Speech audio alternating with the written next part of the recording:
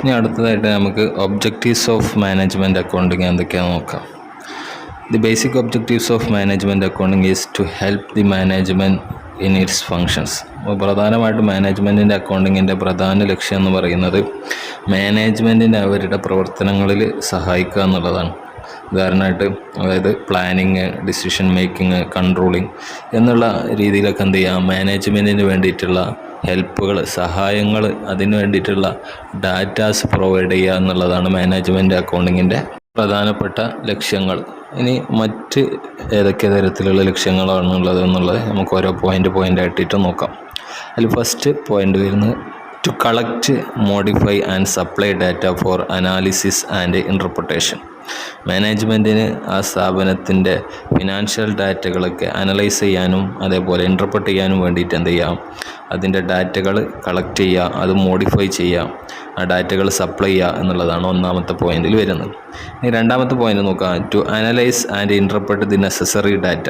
അപ്പോൾ നമ്മൾ നേരത്തെ കളക്ട് ചെയ്ത് മോഡിഫൈ ചെയ്ത് വെച്ചിട്ടുള്ള ഡാറ്റകളൊക്കെ എന്ത് ചെയ്യാം, അനലൈസ് ചെയ്യുക, അതിൻ്റെ ഒരു ഇൻ്റർപ്രിട്ടേഷൻ, ഒരു വിശദീകരണം എന്ത് ചെയ്യുക, നൽകുക എന്നുള്ളതാണ്. അതേപോലെ മൂന്നാമത്തെ പോയിൻ്റായിട്ട് വരുന്നത് to provide necessary information for planning, controlling and decision making. അപ്പോൾ അത്യാവശ്യമായിട്ടുള്ള ഇൻഫർമേഷൻ പ്ലാനിങ്ങിന് വേണ്ടിയിട്ട് അല്ലെങ്കിൽ കൺട്രോളിങ്ങിനും ഡിസിഷൻ മേക്കിങ്ങിനൊക്കെ വേണ്ടിയിട്ടുള്ള അത്യാവശ്യ വിവരങ്ങളൊക്കെ എന്ത് ചെയ്യുക, പ്രൊവൈഡ് ചെയ്യുക എന്നുള്ളതാണ് മൂന്നാമത്തെ പോയിന്റിൽ പറയുന്നത്.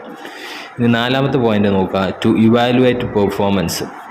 നമ്മൾ സ്ഥാപനത്തിൻ്റെ പെർഫോമൻസും അതേപോലെ സ്ഥാപനത്തിലുള്ള എംപ്ലോയീസിൻ്റെ പെർഫോമൻസും അതേപോലെ ഓരോ ഡിപ്പാർട്ട്മെൻറ്റിൻ്റെ പെർഫോമൻസും ഒക്കെ എന്ത് ചെയ്യുക, ഇവാലുവേറ്റ് ചെയ്യുക എന്നുള്ളതാണ് മറ്റൊരു ലക്ഷ്യമായിട്ട് വരുന്നത്. ഇനി അഞ്ചാമത്തെ ലക്ഷ്യമായിട്ട് വരുന്നത് ടു മോട്ടിവേറ്റ് എംപ്ലോയീസിന് എന്ത് ചെയ്യുക, മോട്ടിവേറ്റ് ചെയ്യുക. അവരുടെ പെർഫോമൻസും മറ്റുള്ള കാര്യങ്ങളൊക്കെ സ്വാഭാവികമായിട്ട് നമ്മൾ ഇവാലുവേറ്റ് ചെയ്യുന്ന സമയത്ത് സ്വാഭാവികമായിട്ട് എംപ്ലോയീസ് എന്ത് ചെയ്യും, മോട്ടിവേറ്റ് ആവും. അതിലൂടെ എംപ്ലോയീസിന് എന്ത് ചെയ്യുക, മോട്ടിവേറ്റ് ചെയ്യുക എന്നുള്ളതാണ് നെക്സ്റ്റ് പോയിൻ്റായിട്ട് വരുന്നത്. ഇനി അടുത്ത point to communicate up to date information. Management അക്കൗണ്ടിങ്ങിലൂടെ ഓരോ സ്ഥാപനത്തിലുള്ള ഓരോ അക്കൗണ്ടുമായിട്ട് ബന്ധപ്പെട്ടിട്ടുള്ള അല്ലെങ്കിൽ ഓരോ മേഖലയിലും വരുന്ന പ്രധാനമായിട്ടുള്ള ട്രാൻസാക്ഷൻസ് അല്ലെങ്കിൽ വിവരങ്ങൾ എന്ത് ചെയ്യുന്നു, മാനേജ്മെൻറ്റായിട്ട് കമ്മ്യൂണിക്കേറ്റ് ചെയ്യുന്നു. അതായത് സമയങ്ങളിൽ മാനേജ്മെൻറ്റായിട്ട് കമ്മ്യൂണിക്കേറ്റ് ചെയ്യും.